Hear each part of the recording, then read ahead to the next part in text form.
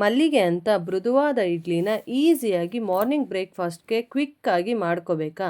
ಬರೀ ರೇಷನ್ ಅಕ್ಕಿಲಿ ಈ ಇಡ್ಲಿನ ಮಾಡಿ ತೋರಿಸ್ತಿದ್ದೀನಿ. ಮೆಜರ್ಮೆಂಟ್ ಕರೆಕ್ಟಾಗಿದ್ದರೆ ಸಾಕು. ಇಡ್ಲಿ ಅಂತೂ ಕಾಟನ್ ಸಾಫ್ಟಾಗಿ ಸ್ಪಾಂಜಿಯಾಗಿ ಫುಲ್ ವೈಟ್ ಕಲರಲ್ಲಿ ಇಡ್ಲಿ ಸೇಮ್ ಹೋಟೆಲ್ಗಳಲ್ಲಿ ತಿಂತೀವಲ್ಲ ಆ ಥರ ಇಡ್ಲಿ ಈಸಿಯಾಗಿ ಮಾಡ್ಕೋಬೋದು. ಈ ಇಡ್ಲಿ ಎಷ್ಟು ತಿಂದರೂ ಹೊಟ್ಟೆ ತುಂಬಲ್ಲ. 3-4 ಇಡ್ಲಿ ತಿನ್ನೋರು 10 ಇಡ್ಲಿ ತಿಂದು ಸಖತ್ತಾಗಿದೆ ಅಂತ ಹೇಳ್ತಾರೆ. ಅಷ್ಟು ಚೆನ್ನಾಗಿರುತ್ತೆ ಈ ಇಡ್ಲಿ. ಬನ್ನಿ ಹೇಗೆ ಮಾಡಿದೆ ಅಂತ ನೋಡೋಣ. Hi everyone, welcome back to Swati's kitchen. ನಾನಿಲ್ಲಿ ಫಸ್ಟು ಒಂದು 4 ಕಪ್ಪಷ್ಟು ರೇಷನ್ ಅಕ್ಕಿನ ತಗೊಳ್ತಿದ್ದೀನಿ. ಈಗ ಅದೇ ಕಪ್ಪಲ್ಲಿ 1 ಕಪ್ಪಷ್ಟು ಉದ್ದಿನ ಕಾಳನ್ನ ತಗೊಂಡಿದ್ದೀನಿ.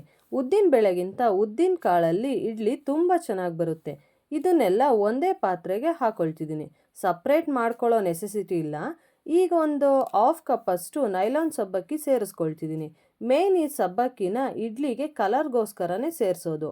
ಫುಲ್ ವೈಟಾಗಿ ಬರಬೇಕು ಅಂದರೆ ಸಬ್ಬಕ್ಕಿ ಸೇರಿಸ್ಕೋಬೇಕಾಗುತ್ತೆ. ನೆಕ್ಸ್ಟು ಇದಕ್ಕೆ ಗಟ್ಟಿ ಅವಲಕ್ಕಿನ ಒಂದು 3/4 ಕಪ್ಪಷ್ಟು ಸೇರಿಸ್ಕೋಬೇಕಾಗುತ್ತೆ. ಇದೂ ಅಷ್ಟೇ ಈಗಲೇ ಸೇರಿಸ್ಕೊಳ್ತಿದ್ದೀನಿ. ಈಗ ಇದನ್ನು ಚೆನ್ನಾಗಿ ಒಂದು 4-5 ಸಲ ತೊಳ್ಕೊಳ್ತಿದ್ದೀನಿ. ಅದು ಫುಲ್ಲು ಈ ವೈಟ್ ಡಸ್ಟೆಲ್ಲ ಹೋಗಿ ಫುಲ್ಲು ಅಕ್ಕಿ ಟ್ರಾನ್ಸ್ಪರೆಂಟಾಗಿ ಕಾಣಿಸ್ಬೇಕು, ಅಲ್ಲಿವರೆಗೂ ತೊಳ್ಕೊತಿದ್ದೀನಿ. ನೋಡಿ ತೊಳ್ಕೊಂಡು ಬಂದಿದ್ದೀನಿ. ಈಗ ಇದನ್ನು ಒಂದು ಪ್ಲೇಟ್ ಮುಚ್ಚಿ ಒಂದು 5-6 ಅವರ್ಸ್ ಅಷ್ಟು ನೆನೆಸ್ತಿದ್ದೀನಿ. ನಿಮ್ಮ ಹತ್ರ ಟೈಮ್ ಇಲ್ಲ ಅಂದರೆ 3 ಅವರ್ ಕೂಡ ನೆನೆಸ್ಕೋಬೋದು. ಆವಾಗ್ಲೂ ಇಡ್ಲಿ ಚೆನ್ನಾಗೇ ಬರುತ್ತೆ. ಇವಾಗ ಒಂದು 5 ಅವರ್ ಆಗಿದೆ. ನೋಡಿ ಚೆನ್ನಾಗಿ ಉದ್ದಿನ ಕಾಳೆಲ್ಲ ಕಟ್ಟಾಗೋಷ್ಟು ನೆಂದಿದೆ. ಈಗ ಇದನ್ನು ರುಬ್ಕೋಬೇಕು. ನಾನಿಲ್ಲಿ ಅಕ್ಕಿ ನೆನೆಸಿರೋ ನೀರನ್ನ ವೇಸ್ಟ್ ಮಾಡ್ಕೋತಿಲ್ಲ, ಇದನ್ನೇ ಹಾಕಿ ರುಬ್ಕೊಳ್ತಿದ್ದೀನಿ. ಈಗ ಮಳೆಗಾಲ ಬೇರೆ ಅಲ್ವಾ, ಚಳಿ, ಸೊ ಹಿಟ್ಟು ಉಬ್ಬಲ್ಲ ಅಂತ ಹೀಗೆ ಅದೇ ನೀರನ್ನ ಹಾಕ್ಕೊಂಡು ರುಬ್ಕೋಬೇಕು. ಆಗ ಹಿಟ್ಟು ಚೆನ್ನಾಗಿ ಉಬ್ಬಿ ಬರುತ್ತೆ. ಈಗ ಫುಲ್ ಸ್ಮೂತಾಗಿ ಗ್ರೈಂಡ್ ಮಾಡ್ಕೊಳ್ತಿದ್ದೀನಿ. ಈ ಇಡ್ಲಿಲೇ ಇನ್ನೊಂದು ಥರನೂ ಮಾಡ್ಕೋಬೋದು. ಅದರಲ್ಲಿ ಅಕ್ಕಿ ಸಪ್ರೇಟಾಗಿ ಉದ್ದಿನಬೇಳೆ ಸಪ್ರೇಟಾಗಿ ನೆನೆಸಿಟ್ಟು ಅಕ್ಕಿನ ತರ್ತರಿಯಾಗಿ ರುಬ್ಕೋಬೇಕಾಗುತ್ತೆ. ಬಟ್ ಇಲ್ಲಿ ನಾನು ಫುಲ್ ಸ್ಮೂತಾಗಿ ಗ್ರೈಂಡ್ ಮಾಡ್ಕೊಳ್ತಿದ್ದೀನಿ. ಎಲ್ಲನೂ ಒಟ್ಟಿಗೆ ಹಾಕ್ಕೊಂಡು ಎಲ್ಲ ಸ್ಮೂತಾಗಿ ಪೇಸ್ಟ್ ಮಾಡ್ಕೊಂಡಿದ್ದೀನಿ. ಮತ್ತು ಈಗ ಚಳಿ ಬೇರೆ ಅಲ್ವಾ, ಅದಕ್ಕೆ ಬೇಗ ಉಬ್ಬಿ ಬರಲ್ಲ. ಅದಕ್ಕೆ ನಾನು ಈಗಲೇ ಉಪ್ಪನ್ನ ಸೇರಿಸ್ಕೊಂಡು ರುಬ್ಕೊಳ್ತಿದ್ದೀನಿ. ನೋಡಿ ಗ್ರೈಂಡ್ ಮಾಡ್ಕೊಂಡಿದ್ದಾಗಿದೆ.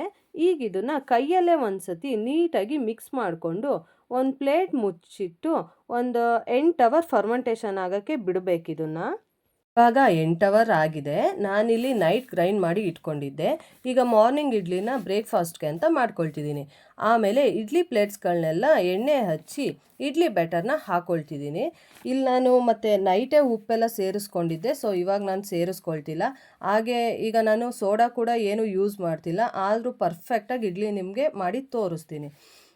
ಈಗ ಫುಲ್ಲು ಹಾಕೊಳ್ಳೋಕೆ ಹೋಗಬಾರ್ದು ಇಡ್ಲಿ ಬ್ಯಾಟರ್ನ. 3/4 ಬರೋಷ್ಟು ಇಲ್ಲ 1/2 ಬರೋಷ್ಟು ಹಾಕ್ಕೊಂಡ್ರೆ ಸಾಕಾಗುತ್ತೆ. ಈ ಚಿಕ್ಕ ಇಡ್ಲಿ ಪ್ಲೇಟ್ಸ್ಗಳಿಗೆ ಬ್ಯಾಟರ್ ಹಾಕ್ಕೊಳ್ತಿರೋದು ನನ್ನ ಮಕ್ಕಳಿಗೆ ಅಂತ. ಅವ್ರು ಇದನ್ನು ತುಂಬ ಇಷ್ಟಪಟ್ಟು ತಿಂತಾರೆ. ಈಗ ಇಡ್ಲಿ ಬ್ಯಾಟರ್ ಹಾಕಿ ಇಡ್ಲಿ ಪಾತ್ರೆ ಒಳಗೆ ಬೇಯಕ್ಕೆ ಇಟ್ಕೊಳ್ತಿದ್ದೀನಿ. 10-12 ನಿಮಿಷ ಹೈ ಫ್ಲೇಮಲ್ಲಿ ಬೇಯಿಸ್ಕೊಂಡ್ರೆ ಇದು ಸಾಕಾಗುತ್ತೆ. ನೋಡಿ ಇಡ್ಲಿ ಎಲ್ಲ ಬೆಂದಿದೆ. ನಾನಿವಾಗ ಇಡ್ಲಿ ಎಲ್ಲ ತೆಕ್ಕೊಳ್ತಿದ್ದೀನಿ. ತುಂಬ ಸ್ಪಾಂಜಿಯಾಗಿ ಕಾಟನ್ ಸಾಫ್ಟಾಗಿ ಸೋಡಾ ಹಾಕ್ಕೊಳ್ದೆ ಫುಲ್ ವೈಟಾಗಿ ರೋಡ್ ಸೈಡ್ ಸಿಗುತ್ತಲ್ಲ ಆ ಟೇಸ್ಟ್ ಇರುತ್ತೆ ಈ ಇಡ್ಲಿ. ಸಾಂಬಾರ್ ಚಟ್ನಿ ಜೊತೆ ಅಂತೂ ಟೇಸ್ಟ್ ತುಂಬ ಚೆನ್ನಾಗಿರುತ್ತೆ. ನೀವು ಒಂದು ಸಲ ಟ್ರೈ ಮಾಡಿ ಹೇಗೆ ಬಂತು ಅಂತ ಕಮೆಂಟ್ ಮಾಡಿ. Thank you for watching.